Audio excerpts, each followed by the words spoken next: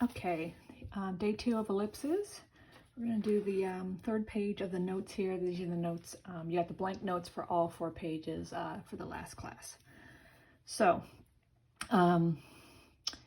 we are going to take an ellipse not given to you in standard form and go through the algebra needed to convert it to standard form. So this is just an extra step. Some of your homeworks are going to be like this one. I'm just getting my coffee, and hopefully you'll follow this. Anyway, so a lot of times you are not given an ellipse in standard form or any of the conic sections.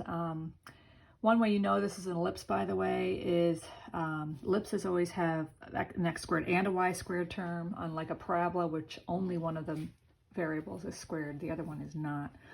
Hyperbola, you'll see when we do those, also have x squared and y squared terms, but there's a minus sign in front of one of them, and that tells you it's not an ellipse.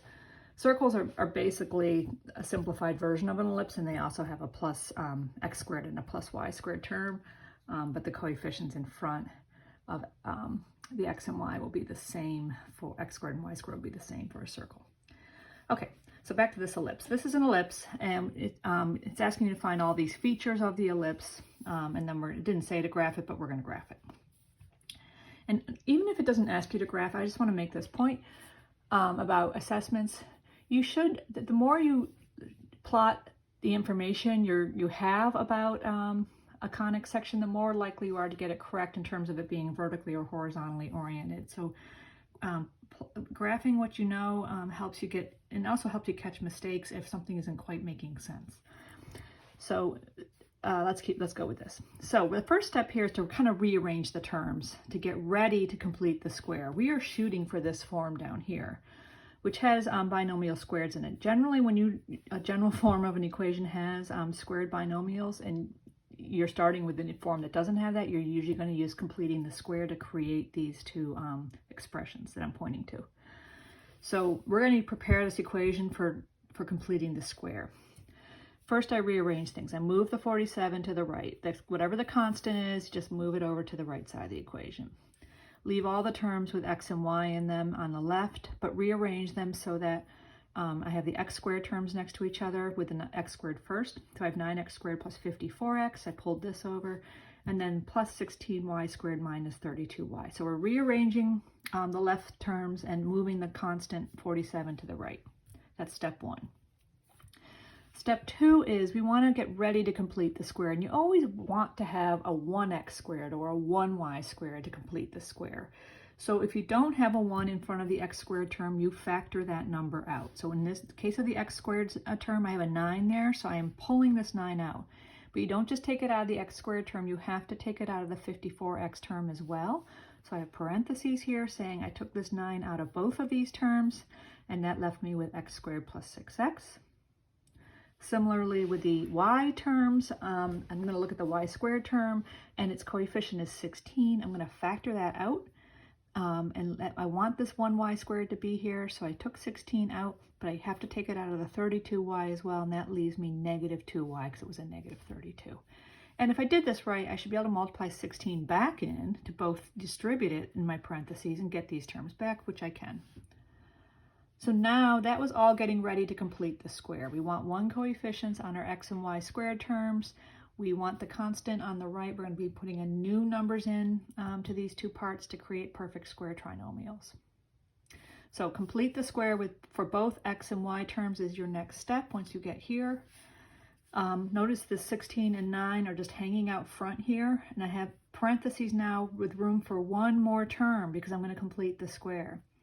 So for the x squared plus 6x, I had those two terms. I take half of 6 and square it, so it's 3 squared, and I add that number in to this little set of parentheses here. So I have x squared plus 6x plus 9, but that 9 is new. Now, before I move on, I want to show you what I added into the right. I didn't add just 9 in to balance the equation. The darker 9 here is this 9. The 9 in front, I'm really increasing the left side by 81, not 9, because this 9 would be distributed by all three of these into all three of these terms. So I have to add an 81, which is 9 times 9, into the right. let's look at the y squared terms. So I had y squared minus 2y, those are sitting here, and I take half of negative 2, which is negative 1, and square it, and you get plus 1. This will always be adding something because you are, when you're squaring half of the coefficient of the y, it doesn't matter if it's plus or minus, you're always going to get a plus. So half of 2 squared is 1. We're going to add that in, but we're not going to add in 1 to the right because this 1 is inside parentheses that are multiplied by 16. So it's really 16 times 1 that I'm increasing the left side when I throw this 1 in. Okay, this 1's not arbitrary. It's very intentional, but you have to balance the equation correctly, and we really need to add 16 into the right.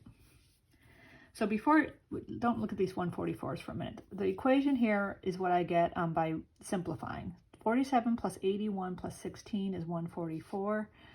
The whole point of completing the square was to rewrite these trinomials as binomials squared. So y squared minus 2y plus 1 is y minus 1 squared. And x squared plus 6x plus 9 is x plus 3 squared. And if I squared this back out, I would get those 3 terms. If I squared y minus 1 using FOIL, I would get these 3 terms. That's the whole thing we're driving. These decisions we made in the lines up to here was to kind of create these squared binomials. Now we want the right side. We're shooting for the standard form, which has a 1 on the right side. We have a 144 right now. So we're going to divide that 144 out of both sides. And it says we want the right side to be 1. So divide by 144. So this decision is driven by making this a 1, so there we go, we got a 1. And then you divide it in here, and you simplify 16 over 144. There's a 16 that reduces and you get a 9. And this one, there's a 9 that reduces out and you get a 16. So now this boxed equation is the standard form of the starting equation. So all that was the algebra to get to the standard form, completing the squares, deriving it. Now, from the standard form, you guys know from your homework that from last night that the a squared and b squared are the denominators, and a is always the bigger one. So a squared is this 16, and that tells us a is 4, and b squared is this 9, and that tells us b is 3. This equation also tells us it's horizontal because a squared is under x squared. Okay, x is the horizontal coordinate. And if a is under that one, it's a horizontally oriented ellipse.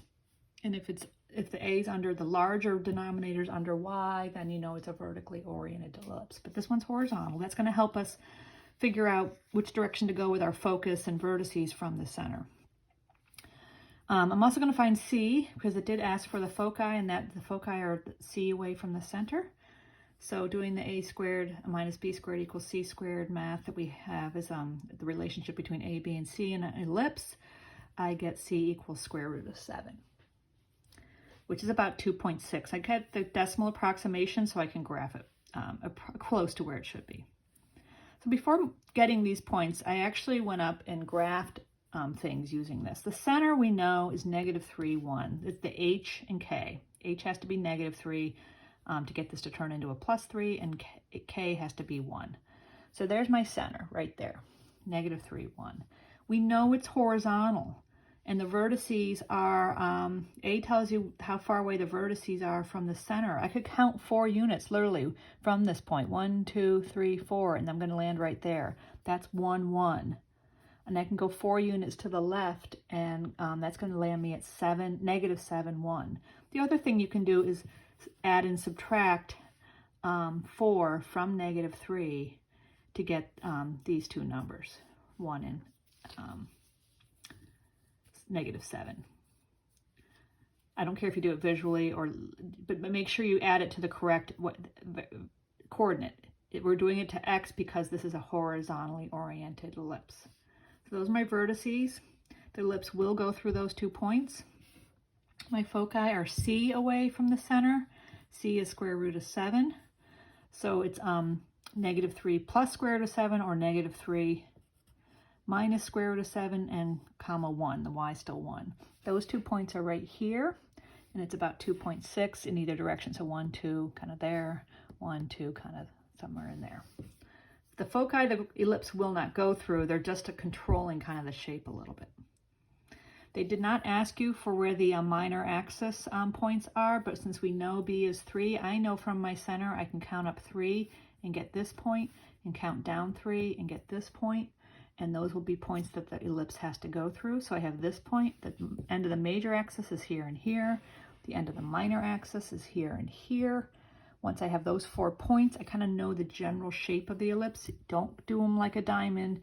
You want to then carefully do an oval-like shape that catches those 4 points. And that's your ellipse. The last little bit of information on this page is something called eccentricity. It's a measure that ellipses have. It is E stands for eccentricity, not E like Euler's number, which has a specific meaning in the exponential world. This is, here E is standing for eccentricity, and it equals C over A. In our case here, that would be root 7 over 4, because we have those two numbers over here. And that's about 0.6614. The eccentricity will always come out between 0 and 1 when you do this ratio. A is always the bigger one of the two, because A is the distance from the center to a vertex, whereas C is the distance from the center to a focus, and the focus is always inside an ellipse. What it's telling you, though, is the shape. As the focus I showed you on the first day, as the foci get really close to the center, if they literally meet at the center, you have a circle. The ellipse is turned into a circle. But the more you pull the focus out, away from the center, the longer the ellipse gets. It's like a long, stretched out oval. So the eccentricity is kind of telling you, you can anticipate the shape of the ellipse. So one with 0.66, it's starting to look pretty oval-like, but if you had an eccentricity of like 0.00001, it's almost visually to your eye might look like a circle, because that means the focus are really close to the center. So that's it.